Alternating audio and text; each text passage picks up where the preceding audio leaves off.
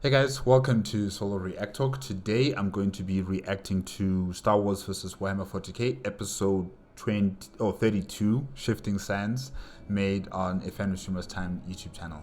If you guys want to check out my previous reactions to the other episodes, remember the playlist card is going to be at the top here. Just click on it and be able to access them. If you want to check out the original video as well as AFanWithTooMuchTime's YouTube channel, the links are going to be in the description below. Yes, Star Wars vs. Warhammer 40K episode 31.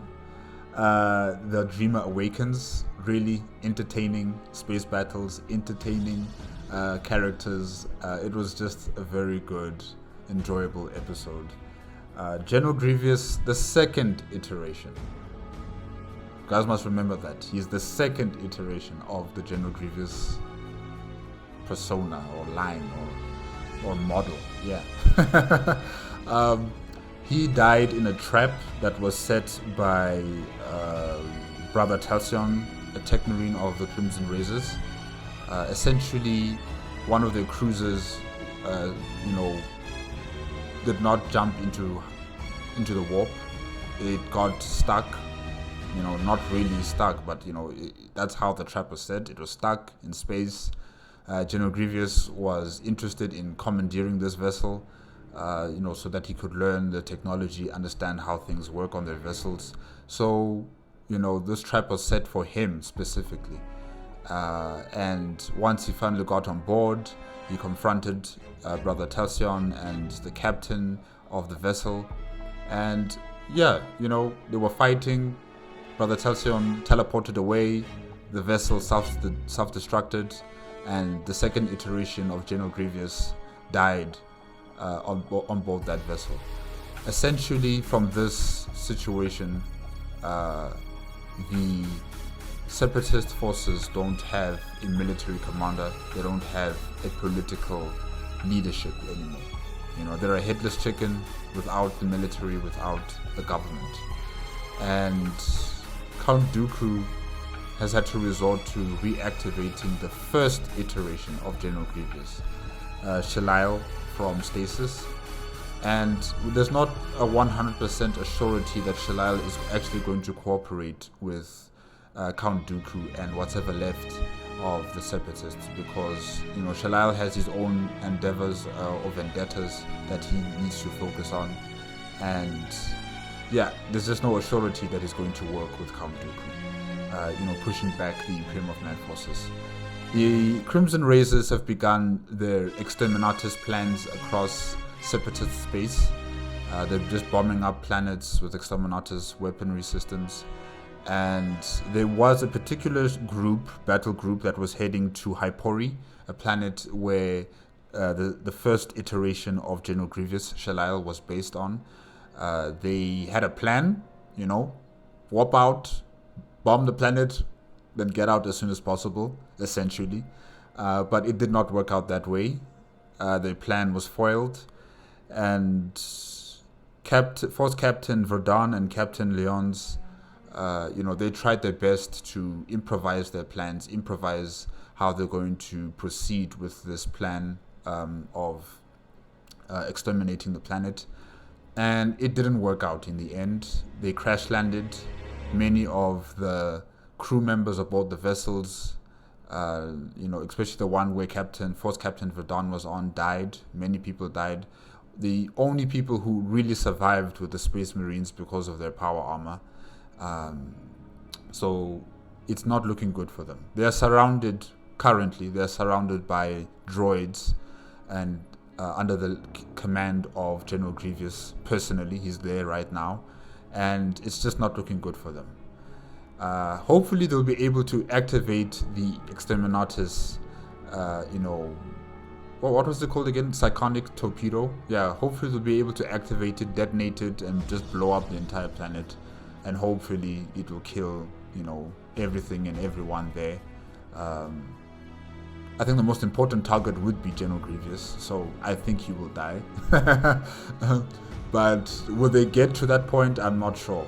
Nothing is really set out here, so we just have to wait and see what happens in that situation as well. But let us start with episode 32, Shifting Sands. Oh yes, Hypori is a desert planet, right? So we might still be in that situation, with General Grievous, the Crimson Razor, task force led by Force Captain Verdun, and yeah, so we might be still there in that situation, maybe. Yeah, let's see. Episode 32, Shifting Sands. 3, 2, 1, go.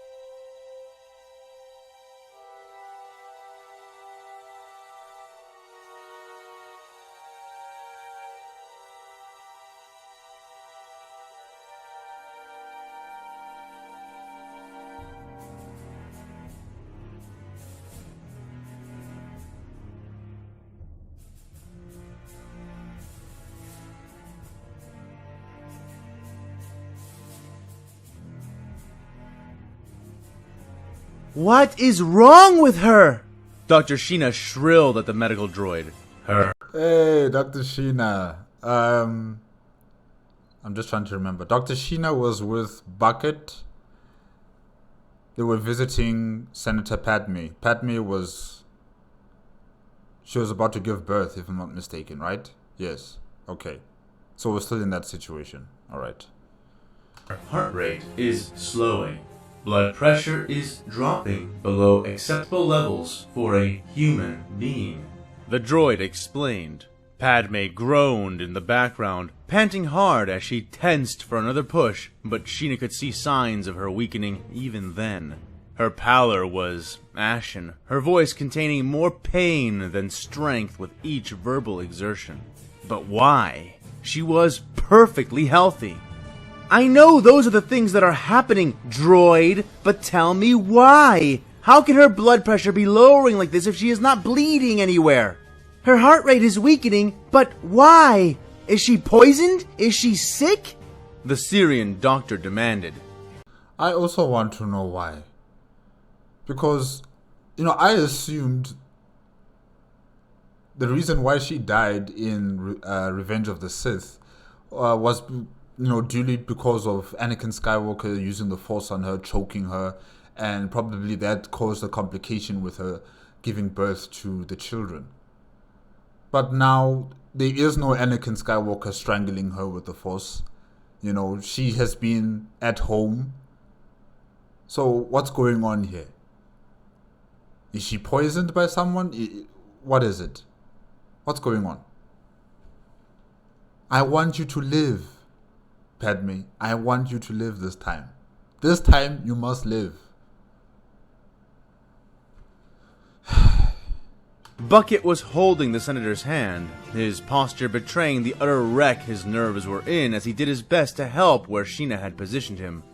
Which was, ostensibly, to help the senator give birth by holding her hand and reminding her to breathe and push. In truth, she had just placed him somewhere he would be too busy to distract her or cause any harm. No. Why can't the machines do a what do they call it again? Cesarean section, a C-section. Why can't they do that? Why are we doing it the traditional way in terms of pushing out the babies?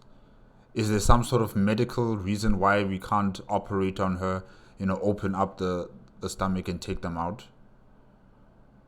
I'm wondering about that. And guys, AFanWithTooMuchTime, I don't want this to be like House of the Dragon. I don't know if you guys have watched House of the Dragon yet. Episode 1. With what was her name? Queen Alicent, I think. I can't remember her name. But yeah, she was giving birth, and she couldn't give birth to the child, and they had to cut her open, and then she died, and the child also died. I don't want to go through that traumatic situation again. So, Padme, please, somehow, some way, survive through this situation. And if we're going to have to choose between you and the children, I choose you, Padme. Fuck them kids. Detectable ailments have been uncovered. Medically, the senator appears completely healthy. The droid reported. That's what I just intimated.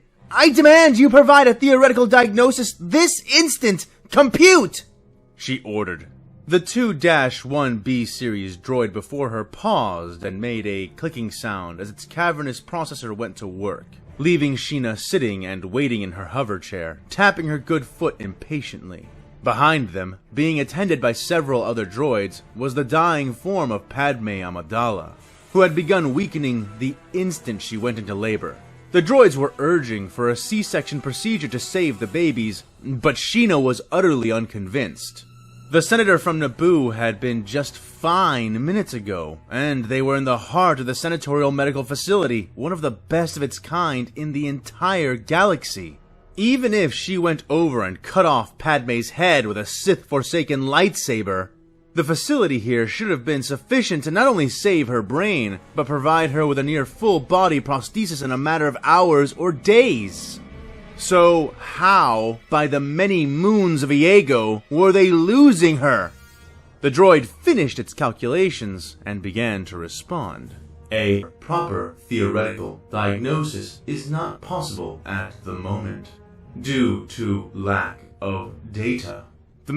Okay. No. There is something definitely happening here.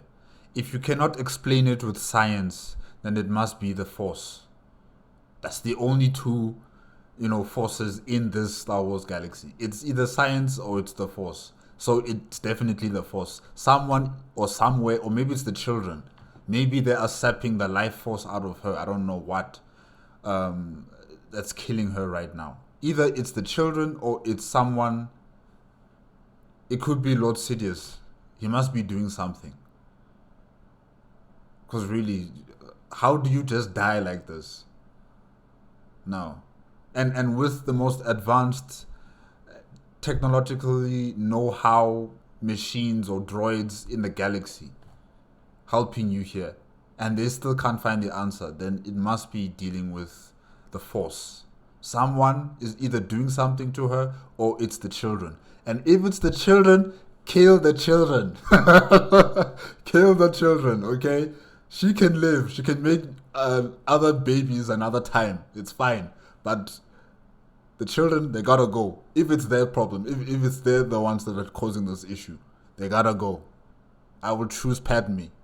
I won't choose Luke and oh no, I forgot her name now. I forgot her name. Princess Leia. Yeah, I won't choose them. I'm choosing Padme. Medical machine droned. That is literally impossible. Are you malfunctioning? What about family history, genetic disease, prions? Shina listed off. Negative. No detrimental proteins have been found within any of her samples or scans.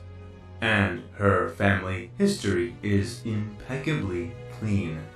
Readings of her genome reveal no abnormalities present in any capacity. The droid informed.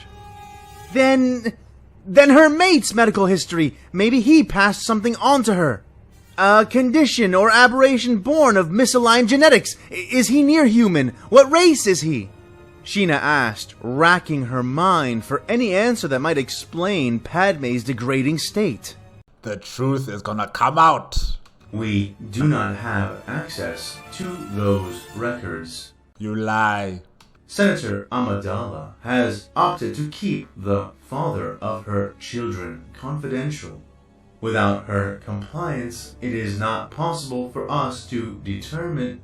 It began to say, Are you joking? We have her damned children and the entire Republic medical database. Sample their DNA through a Metreon scan and begin matching the results to the existing samples in the archive. Tell me who the father is so we can start piecing this together. The irate doctor demanded. I want Dr. Shina as my personal doctor. I want her as my personal doctor. If I can have a personal doctor who defends me to such an extent, I'll be so happy. I will pay you whatever, remuneration is required for your services. Definitely, She's good. She's good. I kind of forgot about that. I haven't heard from Dr. Shina for a long time now.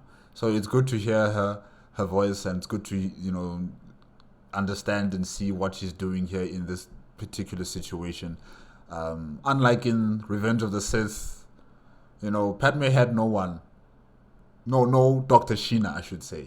Yeah. She had her friends, she had her colleagues, she had a droid helping her give birth, but she didn't have a Dr. Shina there. So yes, it's good to have Dr. Shina in this type of situation. Good luck. We cannot. We do not have the authority to... It started again. Shina threw her datapad at the droid, smacking it with a loud tink on its metallic skull, eyes glaring. I have the authority! I am a member of the Chancellorship's doctoral staff. By the power of the Chancellor's office, I negate her right to privacy as of right now! Begin the medical scan at once! She yelled. The droid seemed to pause to compute this as well before nodding and deploying the scan. Shina sourced as much of the medical information as she could into her chair terminal, sorting through the data as it came up. The first result was among the most shocking.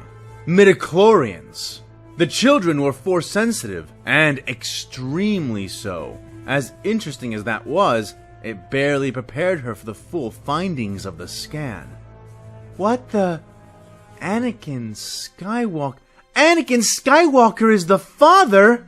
She breathed, exasperated. Great. Just great. That doesn't complicate matters at all. Give me a full breakdown of his medical history, both him and his family, if we have any records of them at all. Carking Jedi, always so sloppy. She fumed, helping the droid check through the data, looking for a pattern of any kind. But there was simply nothing there, nor should there be.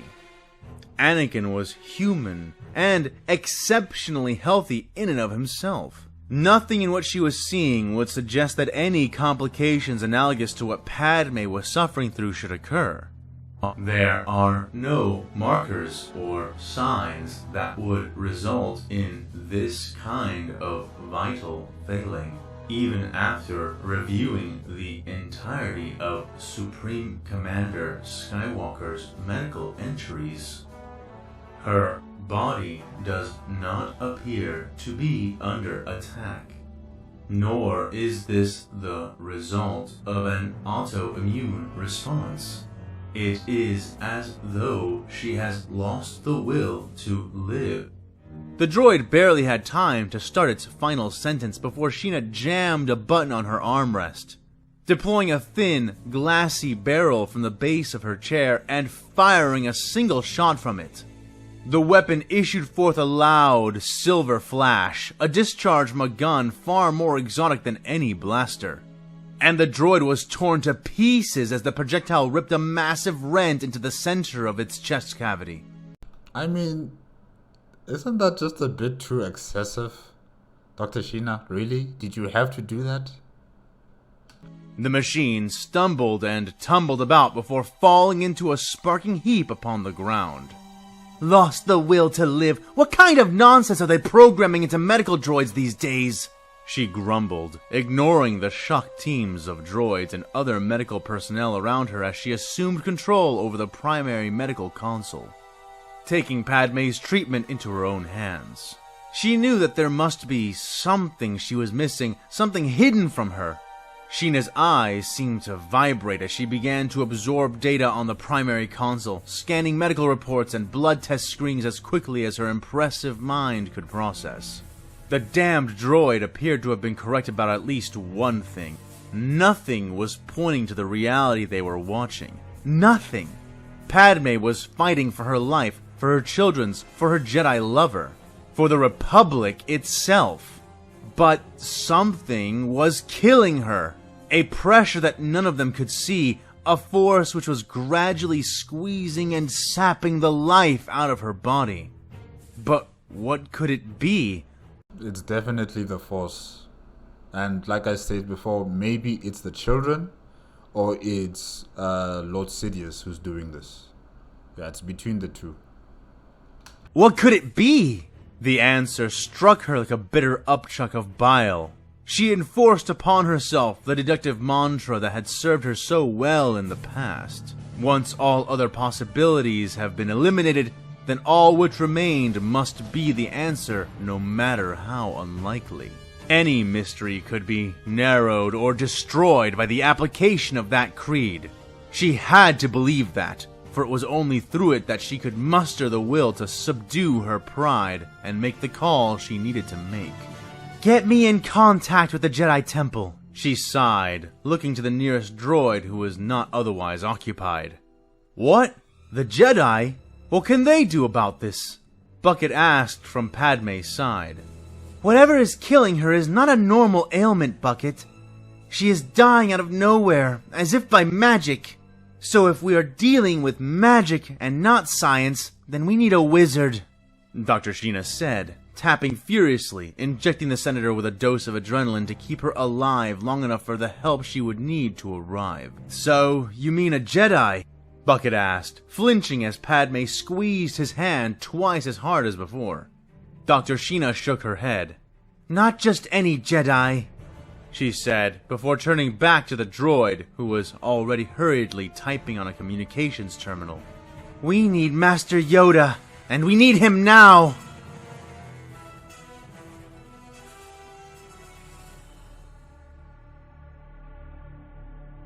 Boba hung off the end of the speeding bike, facing with his back to the driver, the seat he was in being designed for a much larger rider. Sand billowed about the two of them, and the bright suns colored them in, blinding any unshielded eye.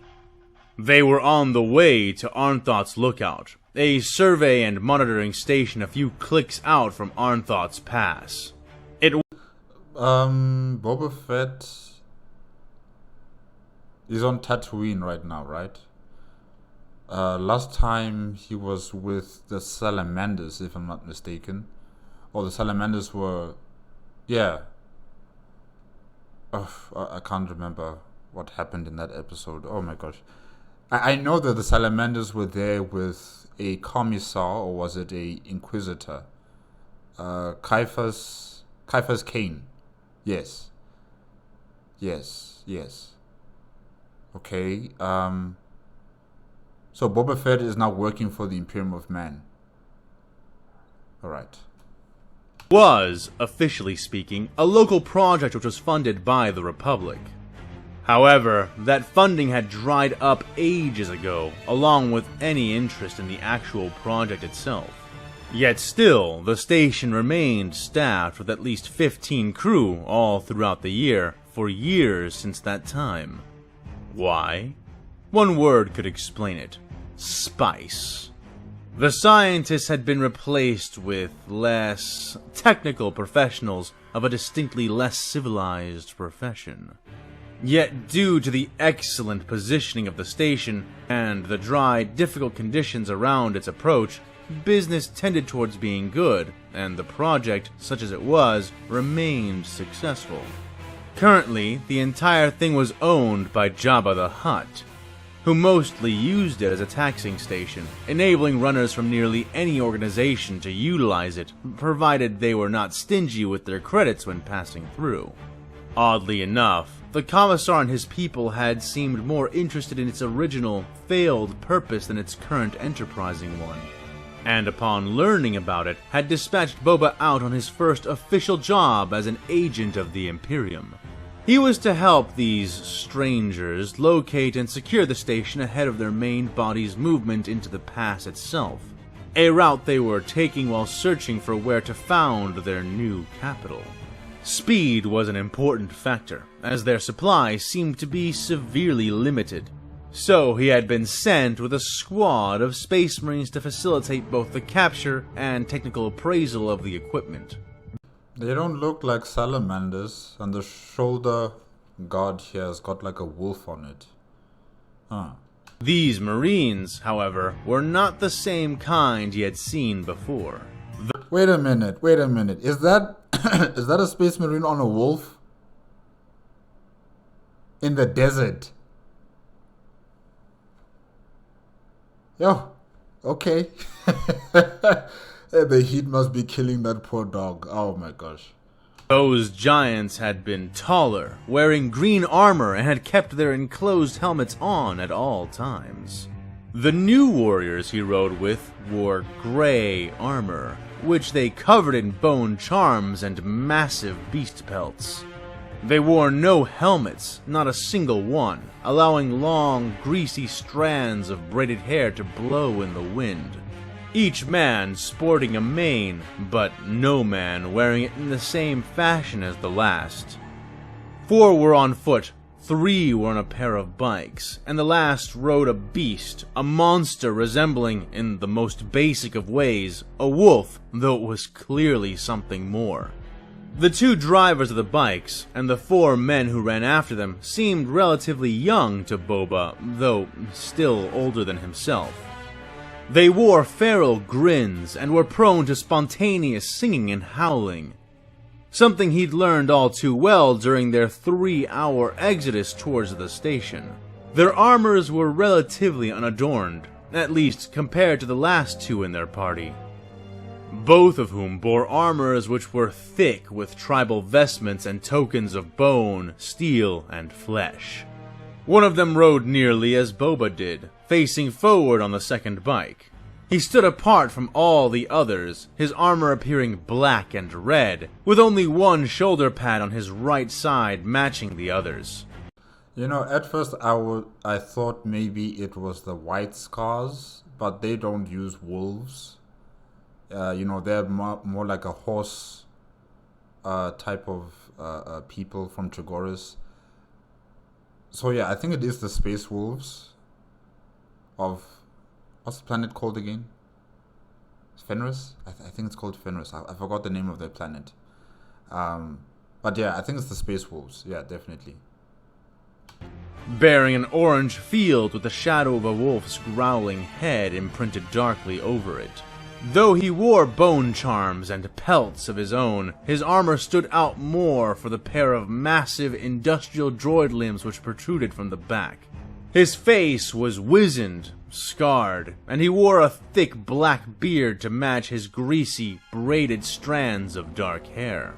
The last among them, who was first in truth, was a man who seemed not so much apart from the rest of his pack, but an extreme example of what and who they were.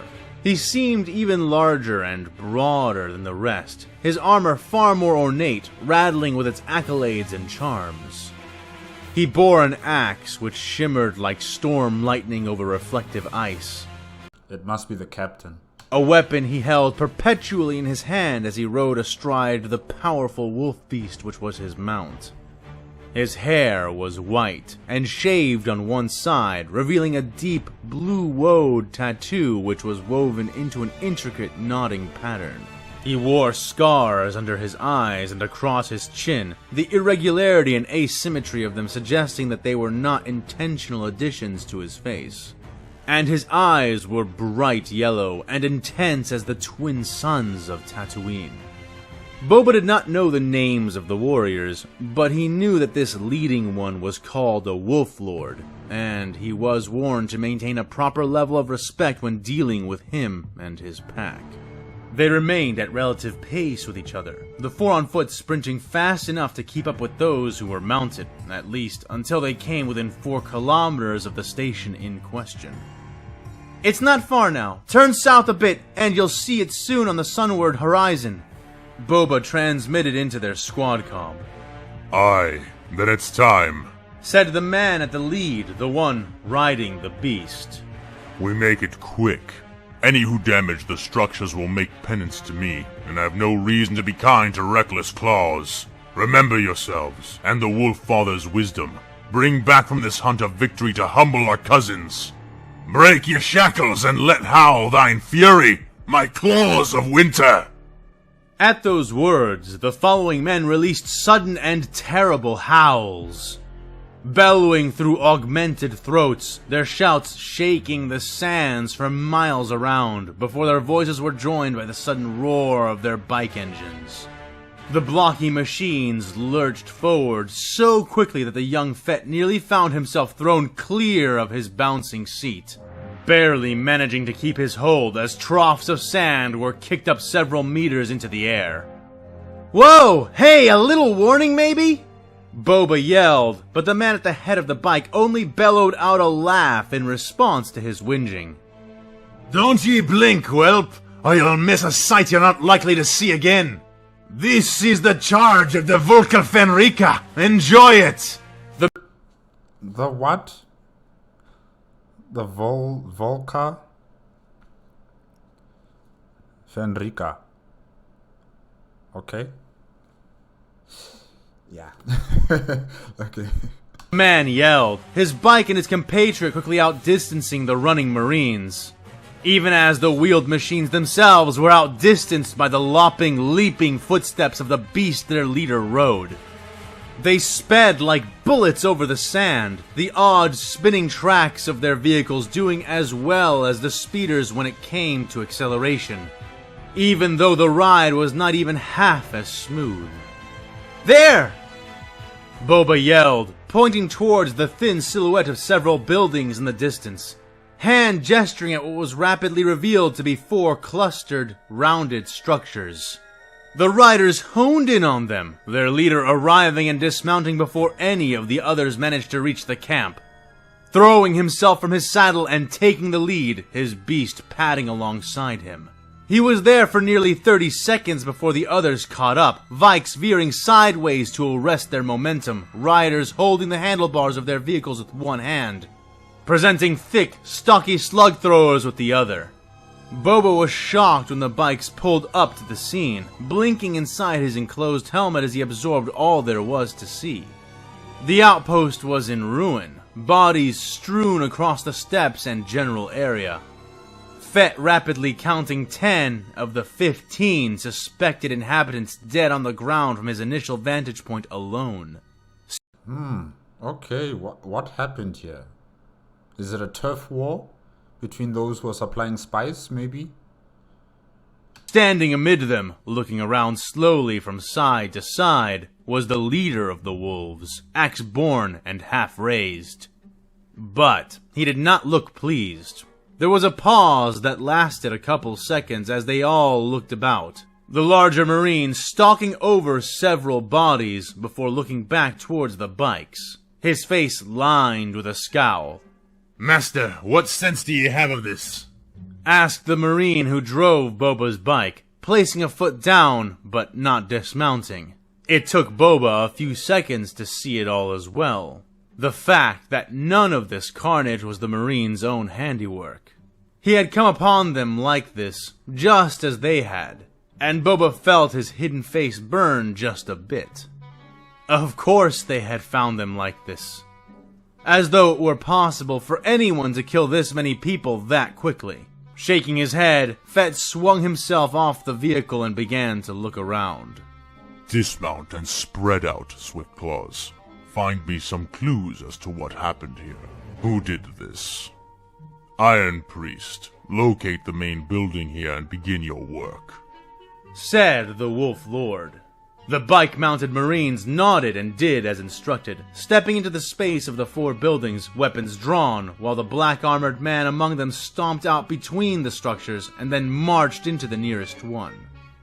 Meanwhile, the bounty hunter continued his examination. Ah, so that's what happened. Okay, I'm just judging from this image that Kubik has done here. Blasters don't, splatter a lot of blood like this. The ion blasters that they use in Star Wars. They don't do this. They're very clean and efficient. They don't make a lot of blood like this. So I don't know whether it's a Star Wars related, people on Tatooine that did this, or was it some other force from the Imperium of Man that came here and just killed all these people. For what reason, I do not know. Yeah, I'm just assuming here, just judging from this image. But I guess we'll know as we continue on with the episode. Boba said a second later as he kneeled by one of the fallen corpses, tracing his gloved hands along the man's chest and then to a line of damage on the building wall nearby. What? Asked the Wolf Lord, turning to regard their local guide. Boba stood and pointed down at the pockmarks lining the wall, and then at one of the dead spice runners, a Nikto whose face had been completely caved in by something blunt and pointed. None of this damage was made with blasters. Slug throwers and melee weapons. Looks Tusken to me. Must have been a raid. Recently too, no one started to smell yet, said the Fett, scrunching up his nose. Ha! A matter of opinion, lad. But he speaks truly, Wolf Lord. Stink as they do, these aliens have not yet begun to putrefy, provided such beasts are made with the logic to rot at all, that is. Said one of the Swiftclaws who knelt nearby over a pile of 3 men who had come out of one of the buildings. Their small heap suggesting they had been shot one after another as they exited. The towering master of the Marines raised a thick eyebrow. Tuskens. Are they Xenos? Yes, and they make some weird noises. I cannot produce that sound that they make, but yeah, they're an irritable bunch. I know that they are natives to this planet, right? They are natives to Tatooine, so yeah, they're just fighting for what belongs to them, essentially. But they're irritating. Like we always see them on Tatooine. Whenever, one of the characters from the Star Wars universe visit Tatooine, you'll always find the Tuskens there, making their noise, pointing their guns, shooting at anything that moves. Yeah. Asked the Wolf Lord. Boba nodded and stepped away from where he had been examining the bodies, swinging his head around. Yeah, locals. The real locals. Technically that makes us the aliens, but they're not human. They don't play nice with outsiders. Kinda want everyone to get off their planet. The ones who did this can't be too far away. It's just strange, he said, looking about the camp and then between 2 of the buildings. What is? Asked the axe-bearing Astartes. Well, Tusken Raiders raid, obviously. But how did they manage to pull this off? They shouldn't have speeders of their own, and sneaking up on this outpost in the middle of broad daylight, even with speeders, would be a trick I don't think they could pull off. Not unless... Boba muttered, walking about. By the Wolf Father, spit it out, whelp! Said the Swiftclaw. Yeah, give me a carking second, Boba said, waving his hand at the demanding Marine as he looked around. Ha! There! He said, spotting a set of wide, odd indents in the sand. The 2 Marines closest to him, the Wolf Lord included, stepped towards what he was examining and looked at the patterns. The younger one scoffed. Aye, seems to me you found it, whelp. That sand, all right, explains it all, he said with a laugh. Boba scowled under his helmet. It ain't the sand he's looking at. What's that here, boy? What do these lines mean? Asked the Lord. Fett nodded at this. From the size of it, I'd say it was a spice train. Jabba probably sent it ahead of you, maybe even sent it to get ahead of you around the route. Either way, it was stopped over at the station, parked right here when the attack began. And now it's gone. It would have been distracting while it was present, maybe distracting enough to hide a rapid approach. But again, Boba said, Tuskens don't use speeders. The Wolf Lord said with a nod. Boba nodded back. But you know what? Maybe times have changed. Maybe they have come to the realization that they need to use such technology to have an upper hand against, these invaders of their territory? Not usually, he affirmed. The other Marines were arriving on foot now, approaching from all sides and taking up a perimeter. It was at that moment that the black-armored Iron Priest emerged from the building he had been within. Report, said the Wolf Lord. Aye, it's not good. The machinery is fetid and weak as it is, but the damned Xenos made off with several key components. Recently removed. I have no inkling of what they intend for them, but I know that it will not be easy to replace them, nor possible to achieve our goals without them. The four-limbed man explained. That doesn't sound right either. Tuskens don't care about machines, or even spice. They raid for food, water, and basic materials like metal and ceramics. What would they want with a survey outpost? Said Boba Fett. That's not all either. I found a survivor, but he won't last long. He was holed up in the backmost room, 4 guns aimed at the door. I took him from him, but his wounds were already severe. He's some kind of Xenos, but he looks mannish, is saying things, but I have no clue what. The Iron Priest informed.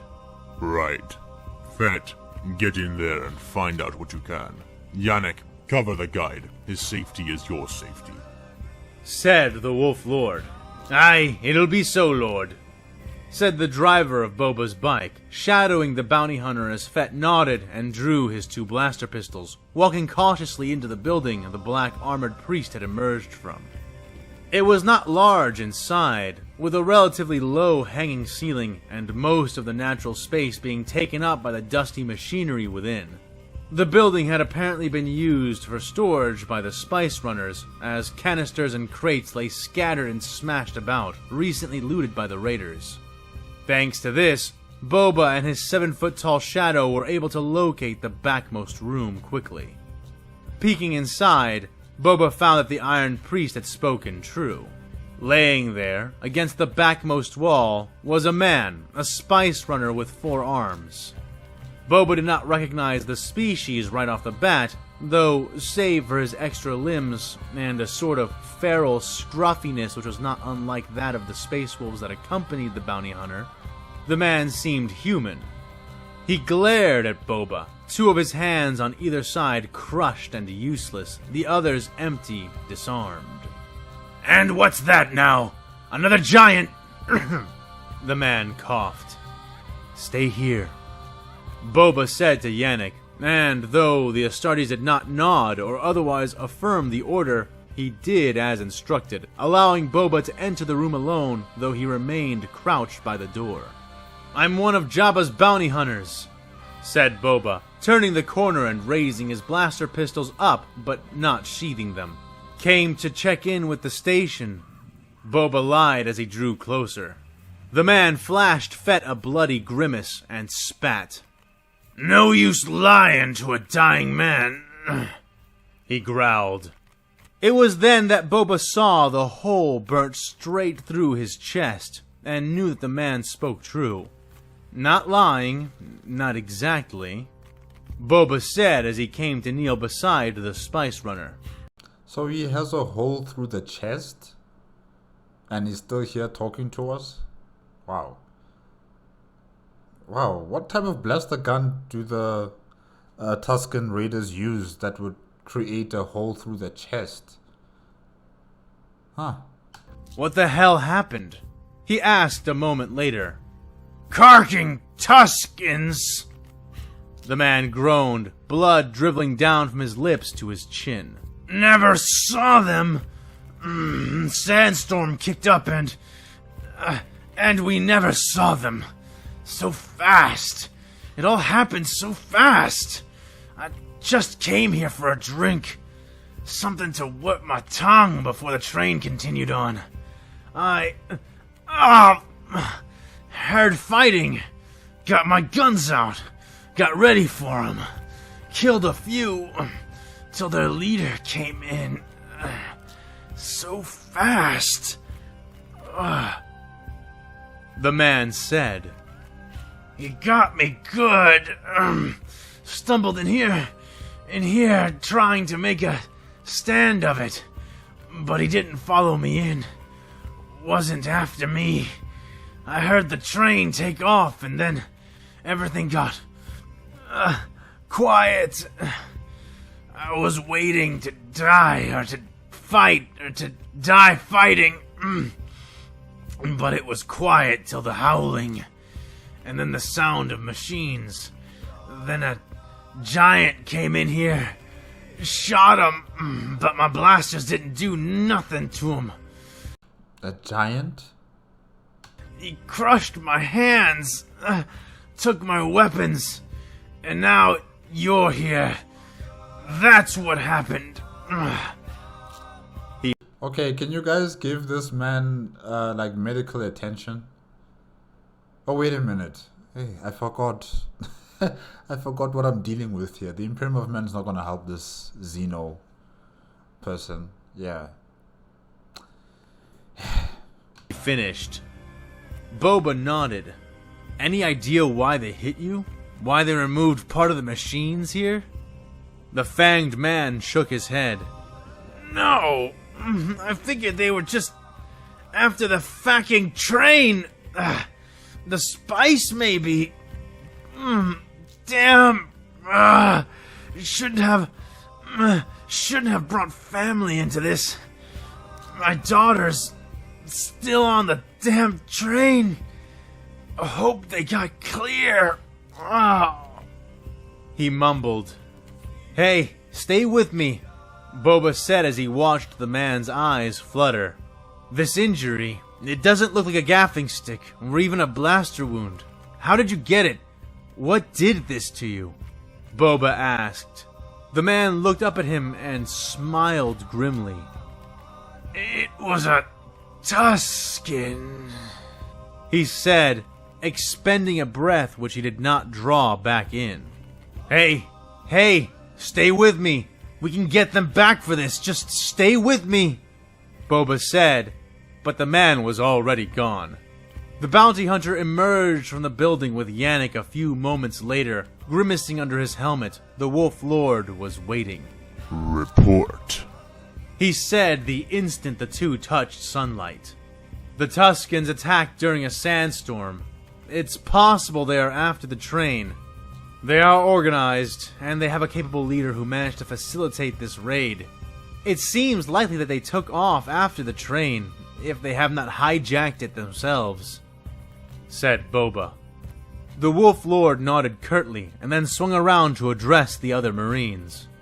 Iron Father, we'll return soon. Do what you can with what you have and prepare this station for repairs and function. Bloodclaws, secure the outpost. Swiftclaws, mount up. Iron Father is the tech marine, right? The guy in black, right? Maybe I'm wrong about that. In the comment section, you guys can correct me. Yeah. Said their leader. You as well, Fett. We're chasing after that train.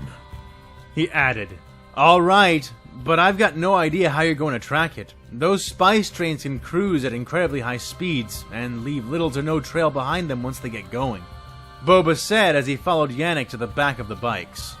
Leave that to Lenvrick, the Lord said, patting the side of his massive beast's neck before tossing himself up into his saddle. Boba climbed back onto the back of the bike and watched as the wolf-like monster padded over to the trails in the sand and began to sniff the indents. By the way, Wolf Lord, the bounty hunter added hesitantly. Was the response he got. You're going to want to be very careful on this one. The Tusken leader, I don't think he's a normal Tusken at all, said Fett. And why is that?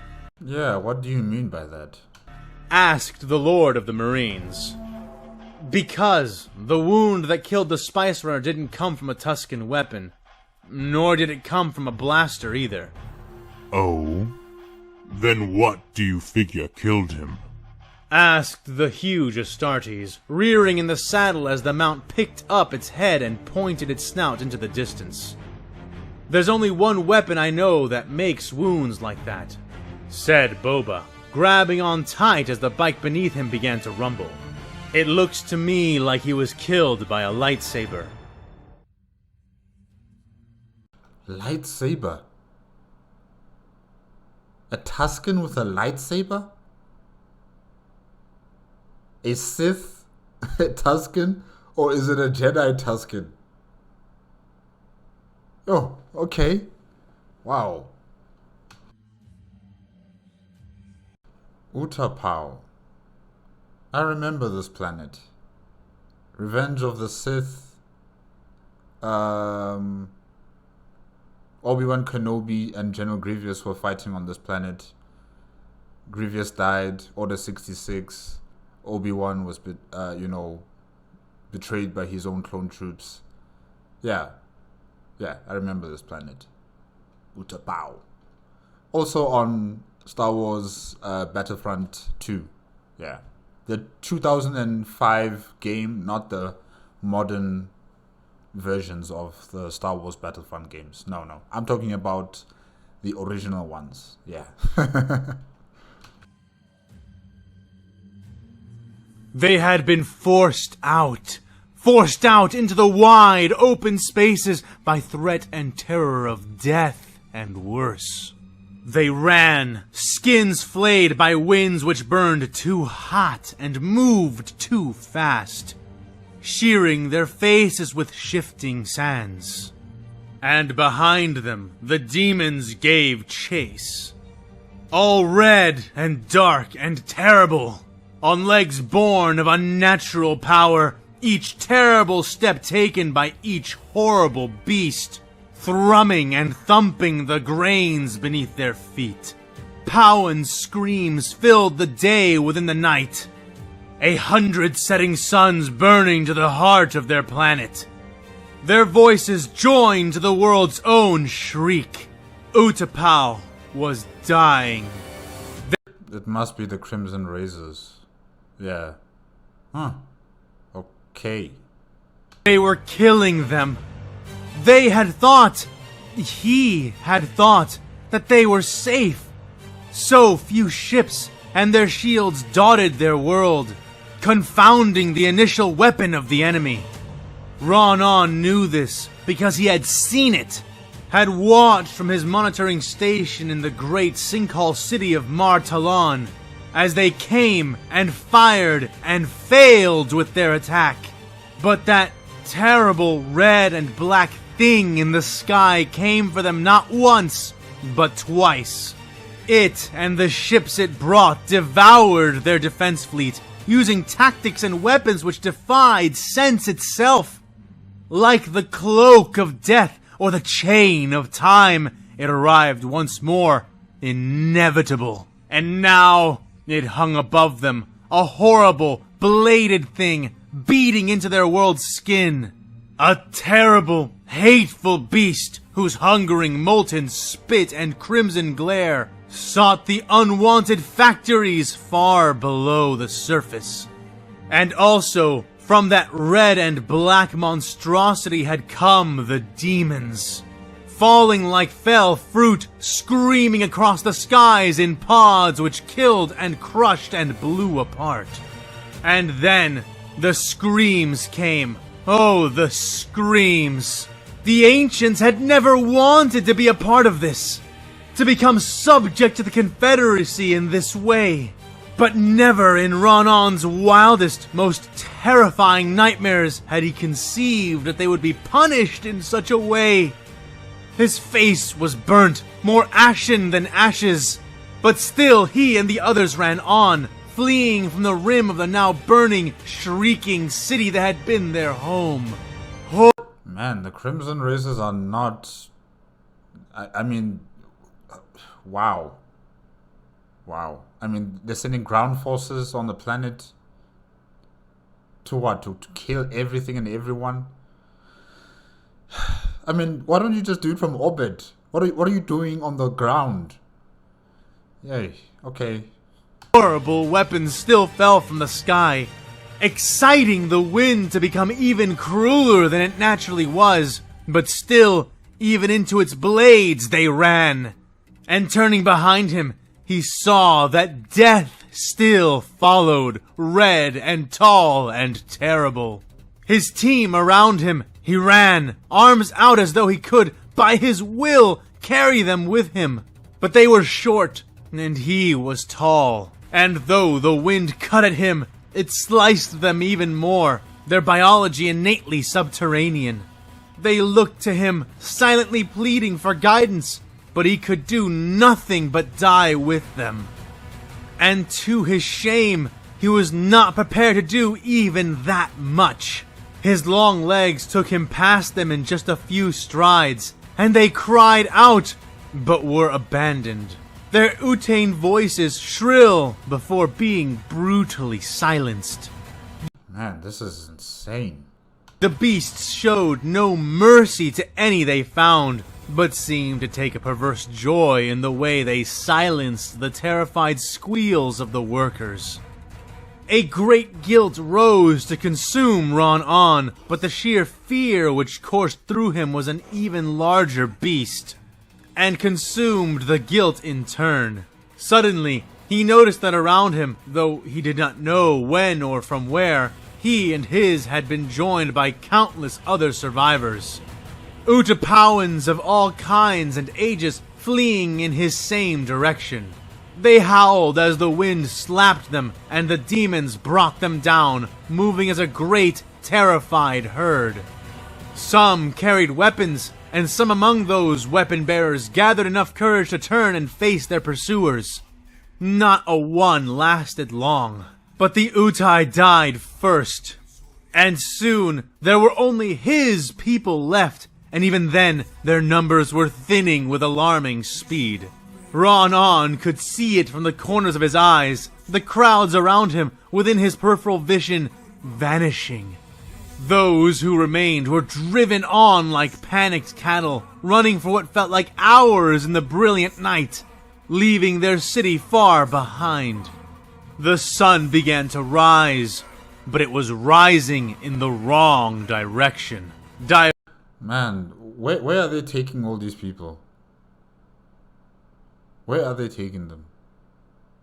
Why does it seem as if like they're just having fun? It's disturbing. Directly in front of them. Ron-On dove to the ground, shielding his head, but when the blast wave came, the waking world was taken from him. When next he returned to it, it was by way of a caustic chemical smell, a crushing pressure over most of his body, and the sound of an all too familiar scream. He gasped, but only softly, his chest compressed to allow nothing greater, and he blinked, his eyes stinging with blood and sweat and droplets of whatever that foul-smelling liquid was. He took a moment to recognize that it was daytime, true daytime. He was still out on the flatlands, but his body was protected from the now calmer winds by way of the many bodies which lay atop him.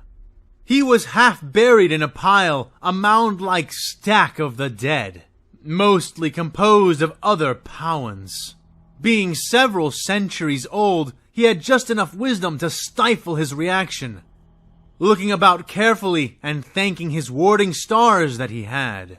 The Pauan was surrounded by several other such piles of the dead, and through, over, and between them, he saw the demons stalking about, their skins of steel red as blood, grinding and whining in the sandy corpse wind of his world. He wisely chose to play dead, and by that was not noticed by the nearest mechanical-seeming monster.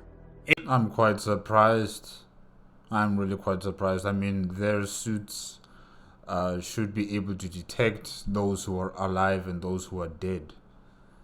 And even just by their hearing abilities or their sense of smell, they should be able to detect if there's someone alive or dead. But maybe the countless amount of bodies that have been piling up is also confusing them a bit on that aspect. But yeah,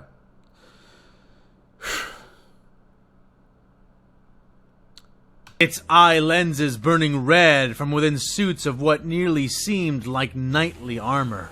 He eyed them as stealthily as he could manage, scanning about without moving, and then widening those searching eyes when he suddenly caught sight of their leader. A feature he recognized by the being's bearing alone. It was among a group of 5 other demons, each one larger and denser than the others he had seen. All of them squatting and sitting atop the absolute largest of the corpse mounds, with their king beast sitting nearest the pinnacle in the center. They had removed their red-eyed helmets, revealing their underflesh to be disturbingly near human, but with distinct differences that told Ron that they must be anything but. Their features were too large, too broad, and their teeth.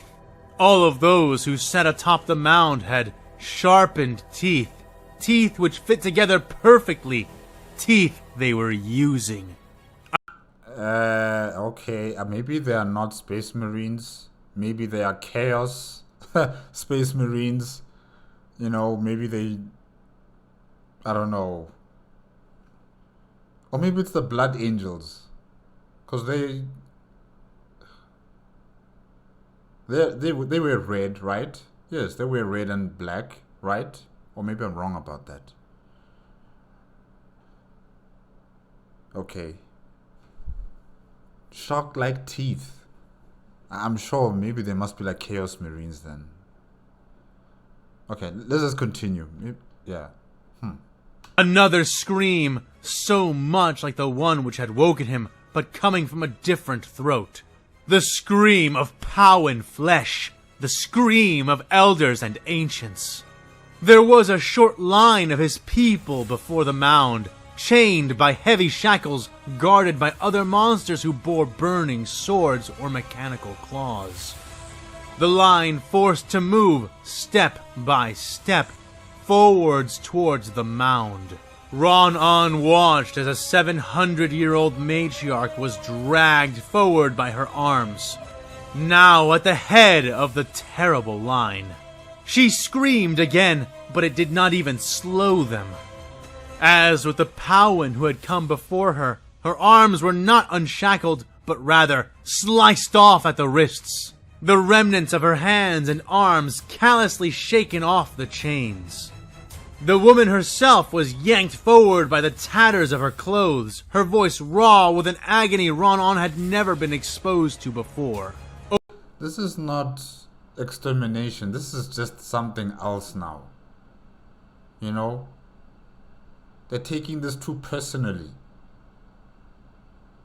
Now, maybe they are Chaos Marines. Really, because this is now about enjoying the suffering of other people. Even if they are Xeno. Yeah, this has got nothing to do with Exterminatus. This is just something else.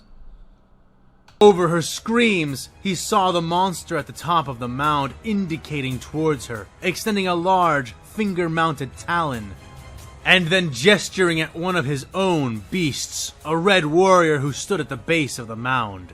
It nodded and stepped forward towards the Elder Powin, who was going pale, going into shock as the stumps of her arms bled her severely. But before she could die, the demon removed its helmet, grabbing her by the throat and lifting her. It opened its maw, the ring of shark-like teeth which it bore spreading open wide, and then settling around her skull. The cracking crunch which followed was an even more horrifying sound than that of her screams before. It was only at that point that Ron realized for certain that the monsters on the hill of corpses were eating. They and their leader, and one by one the underlings beneath them, were devouring his people.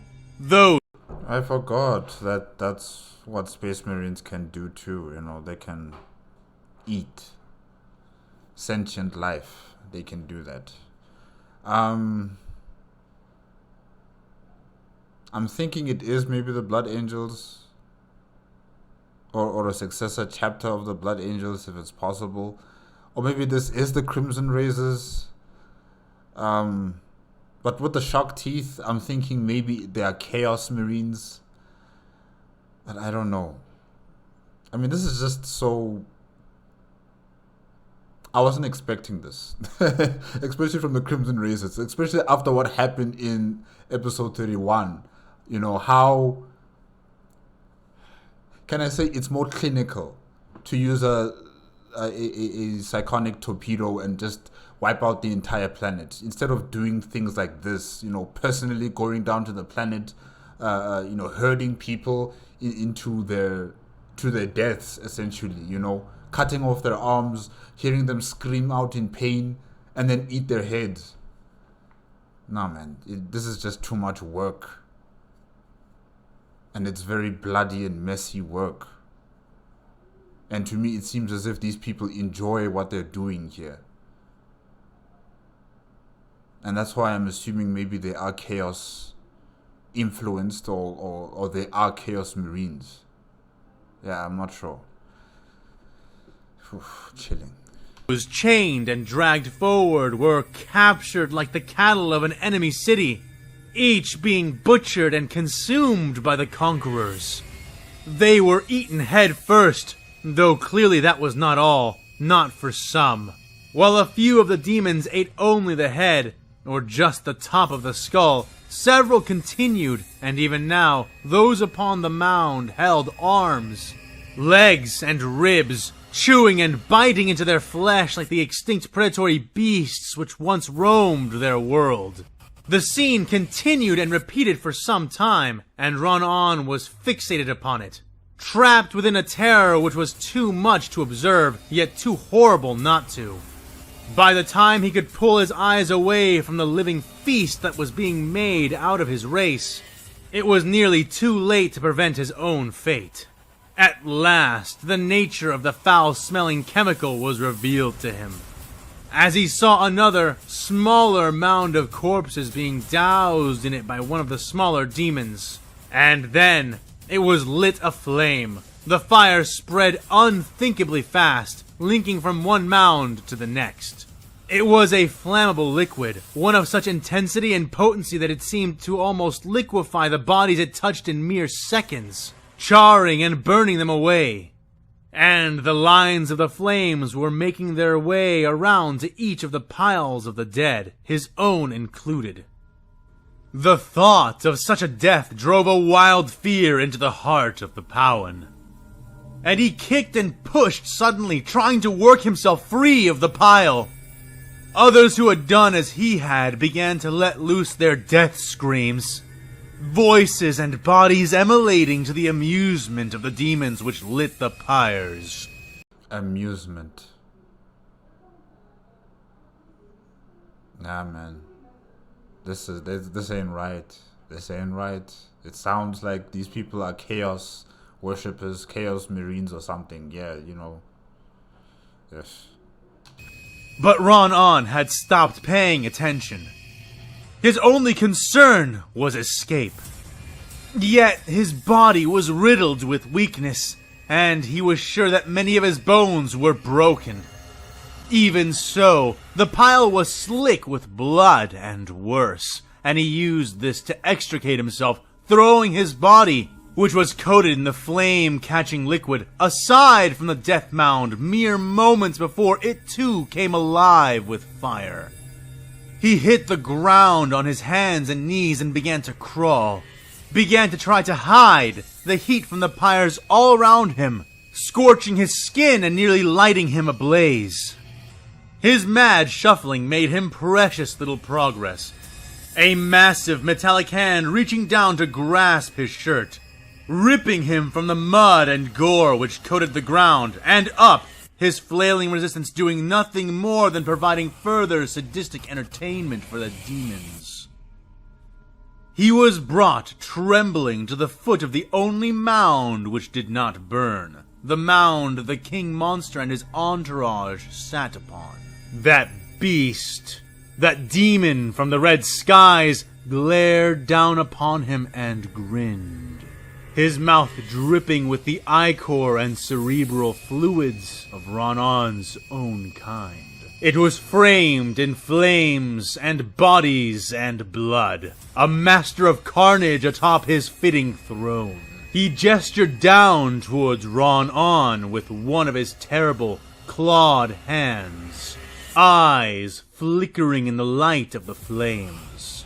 And as Ron-On felt himself being lifted, as he felt the gust of hot breath roll over the back of his bald head, felt the initial pinpricks of those terrible, enormous teeth beginning to dig into the crown of his skull. His last, all-consuming thoughts were of fire, of that terrible vision which was to be his last, of his people being butchered and burning, and the entire galaxy roasting with them. So I guess he's dead. Now, I think we need an investigation. If it is the Crimson Razors that are doing this stuff here, I think we need an investigation on this chapter. With this particular group of Astartes. I don't know if the Crimson Razors in totality are like these people. I don't think so. I think this is just this particular group of Astartes. They need to be investigated to see if they have some sort of influence due to chaos. Because this... No, man. I mean, really, you could have just bombed this entire planet from orbit, or, just get into the atmosphere and just drop your bombs. Kill all the people, just in one go. Instead of doing this. Herding them like cattle to be consumed. And that's not the most important thing. The most important thing is that they're enjoying it. They're having fun. And I don't know, to me it just sounds as if these guys are chaos influenced. I don't know by which god, maybe Korn, maybe. Blood and everything, but yeah, it's just getting weird with those Crimson Razors on Utapau. Yeah. Oof.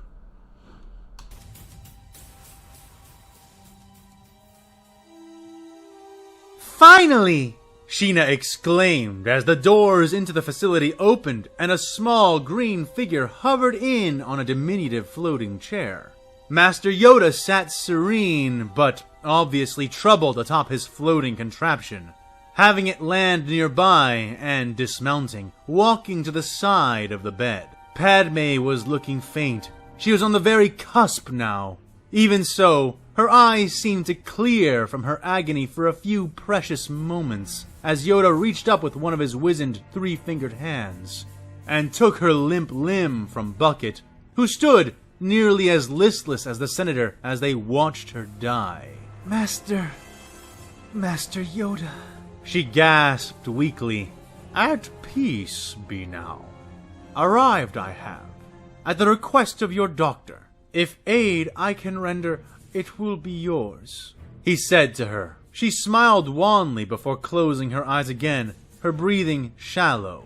Yoda turned then to face the impatient Dr. Shina, ambling over to her, supported on his cane. Not long it will be, before one with the Force she becomes.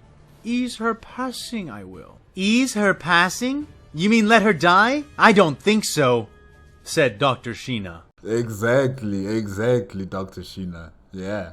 Do more I cannot. Limited are my healing arts. And not our way it is to defy the natural cycles of life and death, he said solemnly. But this is not natural, Yoda. I'm sure even you can sense it. This is not natural. She is healthy. She's a very healthy lady. She doesn't have any medical conditions. So what is killing her? Come on. Then I guess today is our lucky day, she snapped. There is absolutely nothing natural about what is happening to her right now, Shina said. Yoda seemed to perk up a little at that, his attention honing in. "And by that, what mean you?" he asked. "I mean exactly what I said. The senator is perfectly medically healthy, but she is dying. You need to help me stop that from happening, or we won't just lose her, but her 2 children as well," said Dr. Shina. "Poison, then? With such matters, limited my abilities are." "It's not poison. It's the Force. It has to be. She is being killed by something metaphysical, something our sensors and tools cannot detect or prevent. None of this makes any scientific sense. The only way I can explain it is with an unscientific conclusion. Someone, somewhere, probably a powerful Force user, is killing her. I won't pretend to understand your esoteric ways, because I don't and can't. All I know is what this is not, and it's not something that can be stopped by droids or medicine," said Dr. Shina. Yes. Yoda paused to ponder that, rubbing his chin. If true, then powerful this technique would have to be. At great cost in focus and strength would such a murder come. Such a thing only the Sith could perform, said the Master. But why? He added. Why? Why does that matter? Shina shouted, throwing her hands up. You want a reason why? Fine, I'll give you one. Do you have any idea who the father of these children are? Tell him, Shina, come on. The doctor railed. Dr. Shina. Hey, Padmé, shush. Okay, you're supposed to be focusing on the children. Don't stop Dr. Shina now. Okay, let the truth come out. Don't, Padmé gasped. You be quiet! I'll give you a say in all this when you stop dying! Shina shot back. Looking back at the small green Jedi, she could see she had his rapt attention. She is the mother of Anakin Skywalker's children! You know, the rising star of your order, the hero of the Grand Army of the Republic, the man we just made Supreme Commander a few hours ago? Shina, whoa. She said. What better way for Dooku and the Confederacy to hurt us than by hurting him through her death? I can't understand all the involved motivations, but do you really think that Anakin will handle this loss well? Especially when we are on the cusp of a new, greater war. If this can only be done by a Sith, then it makes perfect sense as to why Dooku would be doing it. Padmé Amidala is the head of the Loyalist Committee. She is one of the great powers in the Senate. Killing her will destabilize everything. So hurry up and save her. I don't care what mumbo-jumbo magic you need to use to do it. Just get whatever it is that is killing her to stop, and I'll handle the rest, she said. Yoda looked stunned for a moment, but then his face hardened, as within his mind many disparate pieces began to come together. The Chosen One, the Jedi, the Sith, great fear, great love, and at the center of it all, Padmé Amidala and her 2 children. Yoda nodded, for now he knew what he had to do. Time for an intercession there is not, he said, ambling back over to Padmé's side. Too progressed the technique is, and too unfamiliar with it am I, he added. So, what? Thoughts and prayers? Is that all you can offer right now? Shina asked, sounding disgusted. Yoda shook his head. Draining her it is. Taking life till death is present, he said, gesturing with a hand and sliding over a set of stepping stairs from a nearby closet. Taking life till death is present.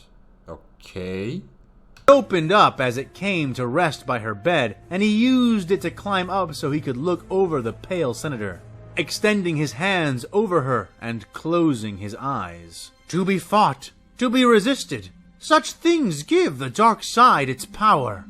But play by its rules I will not. What we lack in strength, make up for shall I, with wisdom. Give to it what it desires I must, and then take back what I have given I shall, he said. Damn it! This is no time for your fanciful turns of phrase! No, Dr. Shina, calm down. Listen to what he's saying. Okay? He is going to somehow, with the Force, keep her life force or her existence intact. Make it seem as if she's dead, with her heartbeat stopping. And then whoever is performing this curse on Padmé is going to release, because that person's going to believe that Padmé is dead. And then that's when Yoda pushes back her life force into her, and then she comes back to life, essentially. Yeah. So, calm down. Be patient. Let's listen to Master Yoda. You've convinced him now that this is actually a nefarious act that's been brought upon Padmé, and now he is doing something about it. Yeah. Shina started to say, "Shh." Yoda hissed, hushing her. The room seemed to take the cue, and a silence filled the air as all eyes lingered over the Jedi. Even Dr. Shina, who was glancing between him and Padmé's faltering vitals. There was a sudden tension in the air, a soft, unhearable hum which began to quietly fill the space. Yoda's face, eyes closed, seemed to tighten, his fingers tensing, but his hands remaining open. The lights flickered slightly and dimmed, and there was a vibration which moved nothing, yet filled everything in the room. Then, he spoke a single word, one which Shina did not know. "Morikro." He breathed. The consoles went red in response, and beeps sounded as, all at once, all of Padmé's vital signs began to decrease at an even more rapid pace. Her heart rate, her breathing, her blood pressure, it all flatlined in less than 5 seconds. "What are you doing? What are you doing?" I said calm down, Dr. Shina. You see, you didn't even listen to what Master Yoda was saying. Now you're here panicking. Just chill. Chill. He's doing his job. Shina screamed, her chair taking off towards Yoda, with her only being prevented from ramming into him by the sudden interception of Bucket, who grabbed her by the arm and held her up from the action. "Wait," he said. "He's killing her even faster than the—" Dr. Shina began to say. "Just wait," Bucket assured her, and, against her better judgment, Shina did, fidgeting as she watched Padmé's vitals continue to decline until, at last, they all hit 0. The long, jarring beep of a flat heart rate joined the other alarms in the room as Padmé Amidala and her 2 children died right before her eyes. All the while, the Jedi Master held his position over her, arms out, sweat trickling down his lined, wrinkled face. Distantly, in a different system altogether, a malicious grin formed upon another wizened face. "Good. It is done," hissed the insidious will of the hidden enemy of the Jedi Knights. Lord Sidious. And with that, a pall of darkness so slight, so skillfully placed it could not have been detected, slid out from the tainted blood of Padmé Amidala. This Yoda did sense, for the enemy discarded his subtlety in those final moments, requiring it no longer, laughing into the distant darkness as his power was withdrawn. And with that, Yoda's own efforts redoubled. His eyes flashed open, his open palms tensing into claws. And dear departed Padmé suddenly arched her back, bending as though subject to a powerful electric shock, and gasped. Eyes opening wide. The flat beep of her heart monitor stuttered and began a more consistent ticking once more. Dr. Shina watching with wide, unbelieving but elated eyes. Welcome back, Padmé. Welcome back, Luke and Leia. As life began to return to the young senator and her unborn children, she moved back to the primary console, beginning her own work right away, even as Master Yoda breathed more and more vitality back into the soon-to-be mother. After a time, the Green Jedi staggered back, making room for the medical droids which now moved forward to help deliver the distressed twins. stumbling against the wall and leaning there, breathing heavily. Yo, Yoda, are you okay? Man, you can't die now. You can't die now. You can't, okay? Please, please, please, please don't die. Don't have like a stroke. No, we're not ready for you to go just yet. He had sacrificed much just now, dangling the senator before the precipice of death and then withdrawing her by using his own life, transferring much of what little vital essence remained within his ancient body into hers. Yet, unlike most of the sacrifices he had been made to make through the last 4 years, Yoda had a sense that this one would bear good fruit. That this time, his enemy had not foreseen or anticipated this action. And by it, perhaps his foul plans might be waylaid or outright defied. But such things were not thoughts he could presently indulge in with any sense of certainty. So instead, he focused on the immediate victory as the sounds of new life crying out began to fill the room. And each newborn was taken into the world and named by a grateful mother whom Yoda had ensured would live for some time yet. There would be a reckoning for this, he knew. But, like his other thoughts, those he too pushed off for another time. Heart beating painfully in his own chest, he smiled. Even amidst so much doom and death, hope and life could spring anew in their universe, and by it, perhaps, light may yet return to the galaxy, even if for only a brief moment.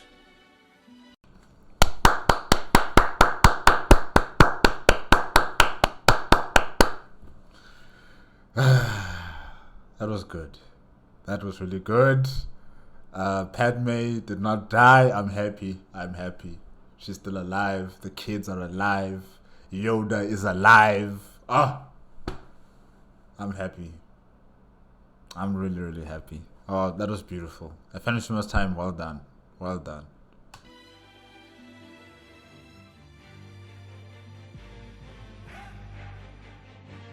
This storm isn't natural! Boba yelled into the screaming sands, having to raise his voice to even be heard through the comms. Yannik only laughed, blinking the rushing particles out of his eyes, gritting his teeth against the airborne slurry of wind and grit. His voice was booming and nearly mocking as they continued to drive through the sudden sandstorm.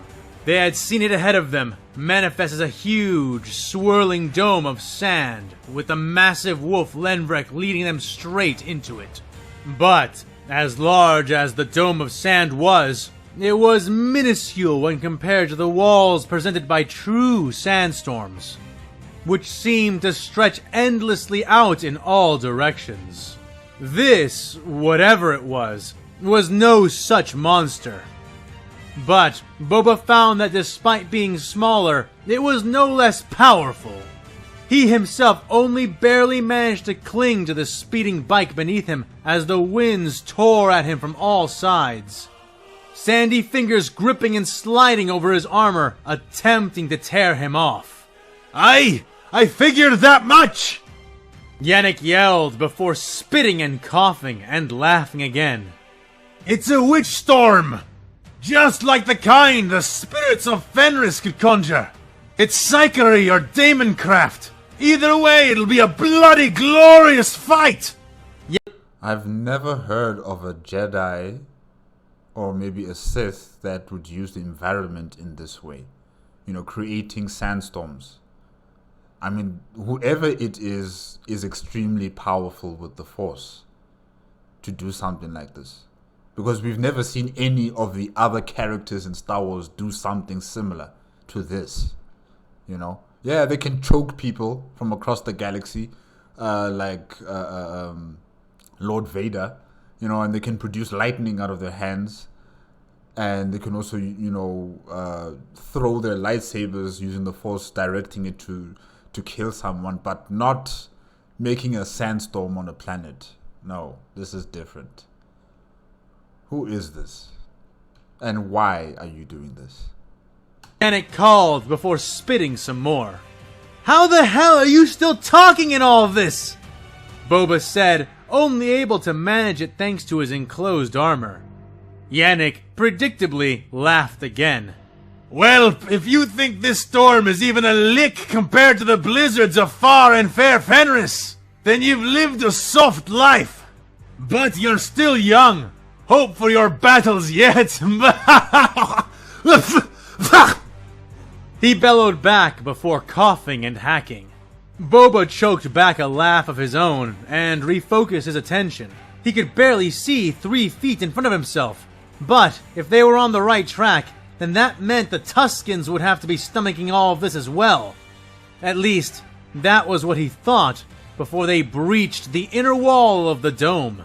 The sand was everywhere in one moment, and then settling, streaming off them into a dune of total calm the very next. For just a second, Boba thought they had actually ridden through the entire dome, given how long they had been within it as it was. But that notion was discarded quickly as enough of the sand which had caked on his visor fell away and revealed the space around them. They had been in broad daylight when entering the storm, but now they were wreathed in a hazy twilight, the dome of sand stretching up and over them, clouding even the twin stars of Tatooine. But while the borders where the wall of the storm met the sands did roil and spin, the vast space under the dome was largely calm and still. I think you guys are in the eye of the storm, meaning whoever is producing this, event or this storm is right there. You're about to meet whoever that person is. The big exception being the speeder battle taking place at its center. There it is! Boba yelled, crouching, one hand gripping the seat handle while the other drew a blaster pistol. I see it! Yannik roared, his bike following suit as he rocketed off towards the smoking, snaking line of the spice train and the many darting forms which surrounded it. Jabba's train was clearly under duress, 3 of its 4 top-mounted blaster cannon turrets blown out and smoking. The remaining one was just barely able to fire enough volleys out to keep the attacking speeder bikes moving. The gunner was both intelligent and lucky, chasing no single target for more than a few blasts, always redirecting and firing at the speeders which were stabilizing and holding still in order to make accurate their return fire. But anyone could see that this would not last, the Tuskens most of all. To make matters worse, several speeder bikes bearing multiple riders had ridden up to the far end of the train and dispatched several raiders onto it. They were climbing up, over, and into the train cars even now, moving through whatever defenders yet remained as they made their way towards the turret. The spice train would jerk and shake, weaving suddenly from side to side, evidently attempting to make their boarding actions more difficult. Boba looked ahead to see how close it was to the opposite wall and squinted, realizing that the storm was moving perfectly at pace with the train, staying directly over it. So the source of it was no doubt either on board or among the attackers. And it was not long before they were among them as well. Kubik, this image with the wolf ripping apart one of the Tusken Raiders here, it's insane. Oh. The Wolf Lord howled and his swift claws joined him, the sound loud and terrible. It was barely a second after that the speeder-mounted Tuskens, for that was indeed what they seemed to be, felt the bite of their assault. Literally. Wolf pounced upon one of the speeders, while the Lord astride his back struck out and cut the front off another. Both vehicles went tumbling and burning into the sand. The 2 front-facing guns mounted to the front of Yannick's attack bike blazed to life. And Yannik himself drew his own weapon, the thundering bolter technology that Boba had been trying to get closer to, and began to fire at the speeders, shredding 2 with explosive bolts. Hey, careful! You have no idea which one of those bikes might have the components! Boba yelled, but Yannik paid him no heed, howling as he tore through the sand and cruised up by the side of the train. "Are you ready, whelp?" he asked suddenly. "Ready? Ready for what?" Boba asked, trying to pick out shots of his own. "Atta boy, whelp!" Yannik said unhelpfully before holstering his bolter and reaching around his back, grabbing the bounty hunter by the rear of his armor. "Kark and Kark! What the hell are you—" Boba began to yell before he was suddenly and unceremoniously pitched into the hull of the train. The impact rattled him to the bone and dazed him, but not enough for him to fail to grab the seam in the metal, though he dropped one of his blaster pistols to manage the grip. He grit his teeth and looked up at Yannik, who gave him a thumbs up and then veered away. "Bastard!" Boba grumbled, climbing up onto the top of the train and looking around. There were 15 or 16 speeder bikes still zipping about, each one now a target for the 3 Space Marines, but no longer unaware of it and acting to prolong their struggle. Boba guessed from the fact that he had been tossed onto the train that it was up to him to clear it of raiders. Yep. Or to get himself killed so they would not have to pay him. Either way, it was an opportunity to show them what he could do, and he did not plan to waste it. There's a part of me that thinks that he might actually become a Space Marine after this mission. You know, they might be assessing him and, you know, considering that he might become a Space Wolf one of these days. We don't know. I'm just putting that out there. We'll see in future episodes of Star Wars vs. Warhammer 40K. Yeah, but I think he might be eligible to become one. He was on the backmost train and made his way to the first of the burnt-out turrets, climbing inside and down into the first compartment. He drew out a length of his thin, gauntlet-mounted fiber whip cord as he entered and was careful to remain silent. As he had suspected, they had not bothered to leave a lookout or rear guard once they had cleared this section of the train. After all, why would they need one? Cargo and spice crates were stacked about, and between them, the bodies of a couple of Tuskens and 4 dead spice runners. Boba crouched and moved up, passing into the second train, finding more bodies, but no immediate impediments.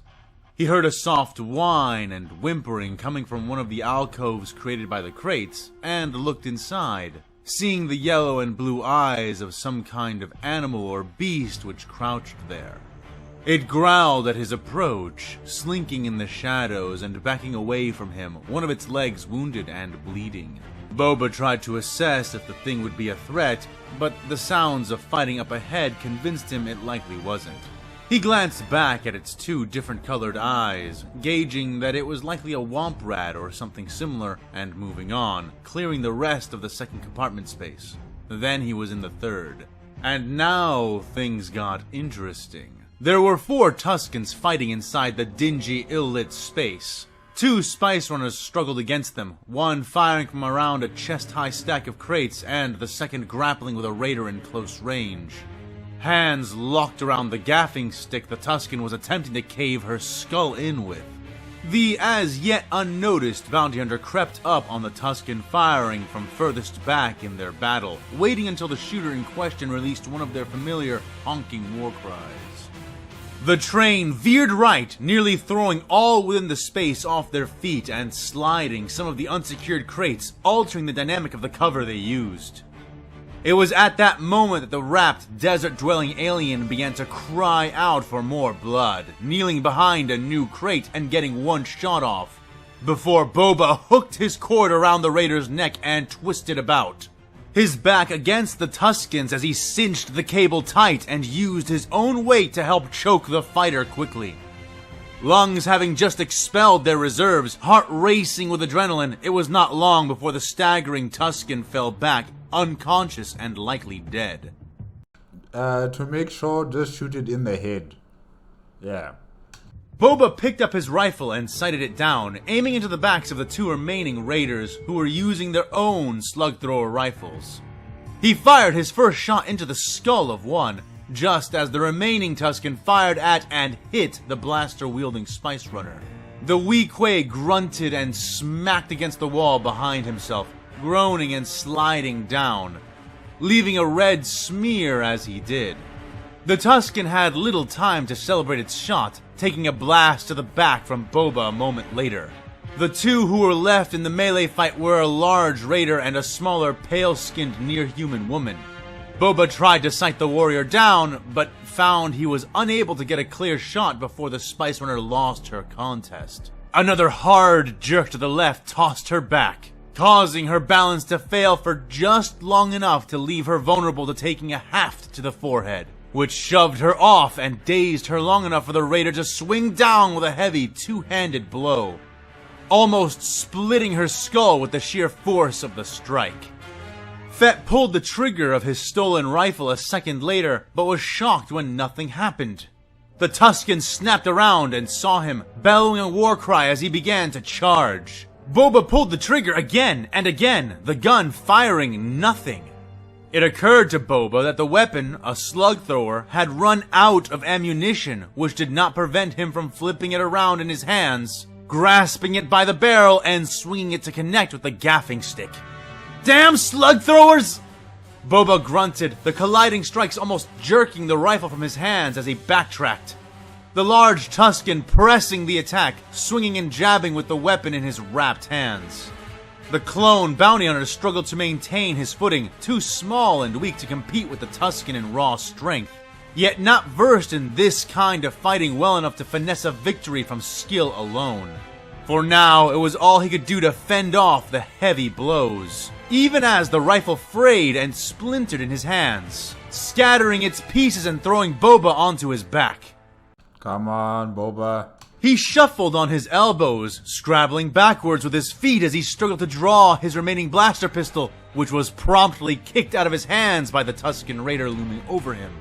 The burly, covered warrior raised his gaffing stick in triumph, grasping it with both hands as he prepared to swing down. But just before the instant of the stroke, holes and explosions ripped through the train from the wall to their right. Crates full of water and spice bursting and shredding in an unexpected storm of shrapnel and exploding projectiles. The Tusken was stunned by the attack, flinching out of his striking posture, and before it was clear if he had been properly struck by the hail of rounds, Boba slid his combat knife out of his boot, activating the vibro cell within the hilt at the same moment and throwing it.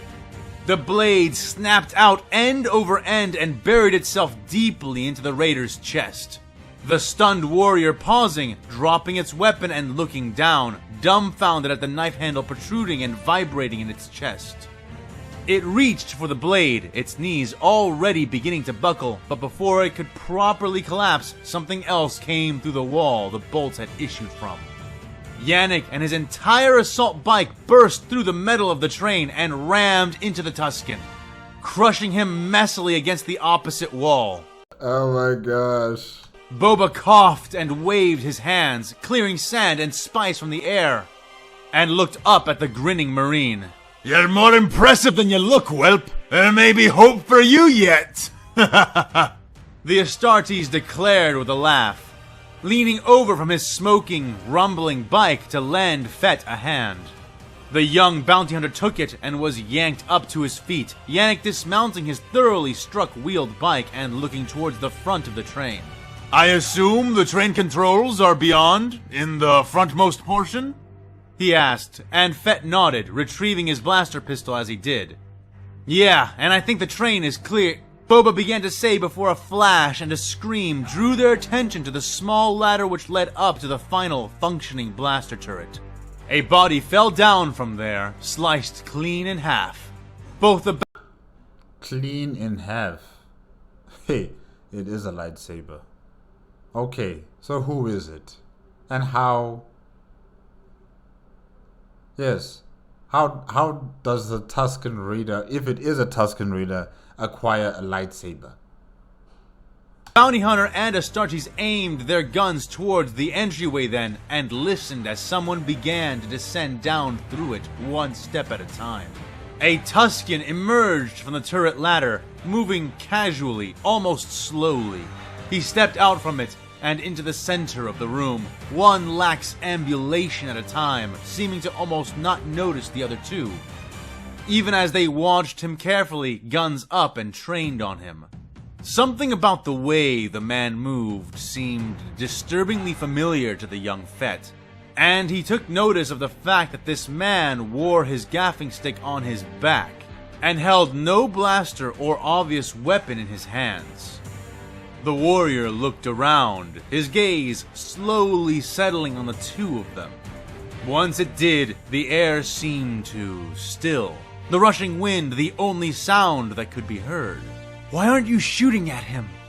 Boba whispered, though he himself had also held his fire, that sense of foreboding and recognition staying his hand. Because, whelp, look at what he's wearing. The Space Marine said, his voice low yet intense. Fett did so. The Tusken wore an odd bandolier on which hung several hefty pieces of machinery. The missing components, Fett realized. He was wearing them, and Boba had already seen the kind of damage Astartes bolters could do to anything they hit. Yannik himself slowly stowed his bolter weapon and drew a large monomolecular combat knife. So, he's a Tusken, eh? The Swiftclaw said with a fanged grin, raising his combat knife into a fighting posture. Boba shook his head. "No," he said. As if in response to that, the warrior activated his two weapons, though his body did not shift or move an inch. Twin burning, humming green blades of light emerged from the handles held in his hands, Twin.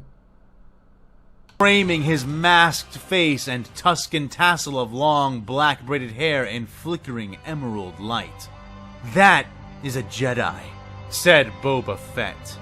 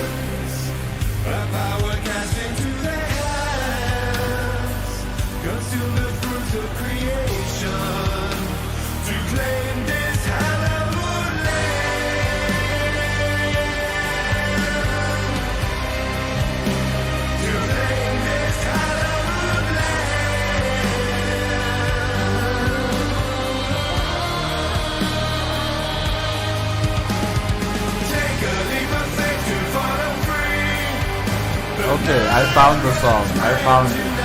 I was just shazamming it right now. I'm gonna get this one.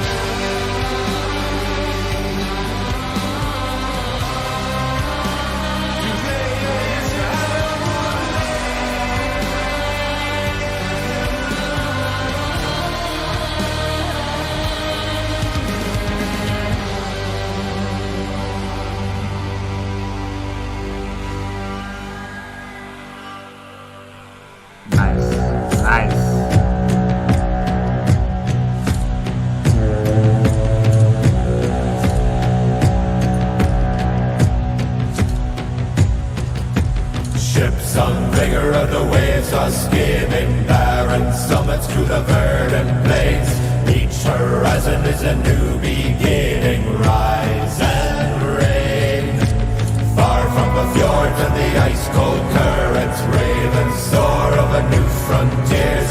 Songs and sagas of a fate determined, shields and spears. Vows of favor or the thrill of plunder, pull together for the clan and kin. Clank of hammers and the crash of thunder, bound within.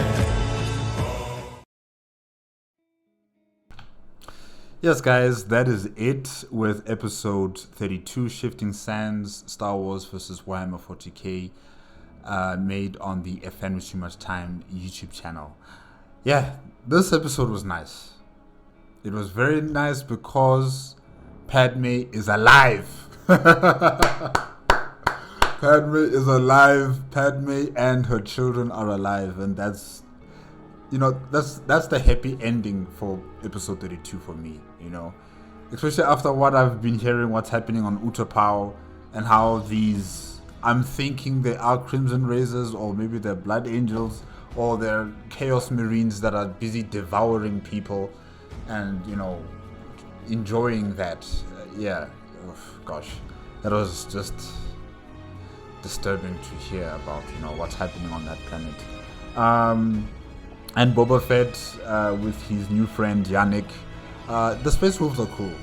They're so chilled. I like them. I actually do like them. I like how AFanWithTooMuchTime is depicting them here. Especially the Yannik and Boba Fett duo here. They're very funny, very enjoyable, to listen about, in terms of the mission that they're conducting right now. And what is shocking me is a Tusken Jedi. Like, when? How? That's amazing. That is actually amazing, really. Because Tusken Raiders, the way I have been seeing them on the movies and the TV shows for Star Wars, it's always them being a nuisance to anyone and everyone on Tatooine. And, you just don't see them in a way that is different. You always see them as raiders, as people who just shoot people off their motorcycles in the desert. Just people who commit raiding action. That's it. But here is a Tusken Jedi. That's amazing, really. I'm wondering, does Anakin Skywalker know that there is a Tusken Jedi in the Jedi Order? And how does he feel about that, considering what the Tuskens did to his mother and what he did to those Tuskens that did, those terrible things to his mother? I'm wondering, the type of relationship they have in the Jedi Order. Maybe they don't even meet each other. It's a big galaxy. Things are happening all over the place. So probably they've never even got to meet each other face to face. But that's interesting. A Tusken Jedi, really. Yes, I talked about Dr. Shina, talked about Boba Fett and Yannik. I talked about the Utapau situation. And yeah, basically that's about it. That is about it with episode 32. But yes, Dr. Shina was truly... It's Yoda who saved her life, but then definitely Dr. Shina is the one who never gave up on her. She is the number one hero right now. If it weren't for her tenacity, if it weren't for her stubbornness on this situation, in terms of trying to figure out what is going on with Padmé, we would not be here. Padmé would be dead. The children would be alive, yes, but Padmé would be dead. Anakin Skywalker would lose his way probably and turn to the dark side far more, quicker. I don't even think his children are going to save him from that path of the dark side. So yeah, if it weren't for Dr. Shina, none of this would have happened. If it weren't for Master Yoda, none of this would have happened either. So yeah, these two characters, they saved Padmé and the children, and I'm happy. Really, I'm happy about that. And yeah, I wonder what the future, is going to be with these two new powerful beings in Star Wars versus Warhammer 40K. Luke and Leia. I wonder how are they going to contribute to this. But yeah, I think that's a question that will be answered in later episodes. Right now, we can just be happy and celebrate the new life that's just come into into the Star Wars universe. And yeah, Master Yoda, thank you. Dr. Shina, thank you. Bucket, thank you. The droids, thank you. Medical droids, thank you. You all did your best. Yeah. Oh, I finished too much time. Yes, this is the happy ending. The best happy ending so far in Star Wars versus Warhammer 40K. Because in the movies, it was sad when she died. Really, it was sad when Padmé died. And here you've just given her a second lease of life, and I'm happy. Yeah, this was good. Guys, that is it for today with Star Wars vs. Warhammer 40K. Remember, if you want to check out the original video as well as AFanWithTooMuchTime's YouTube channel, the links are going to be in the description below.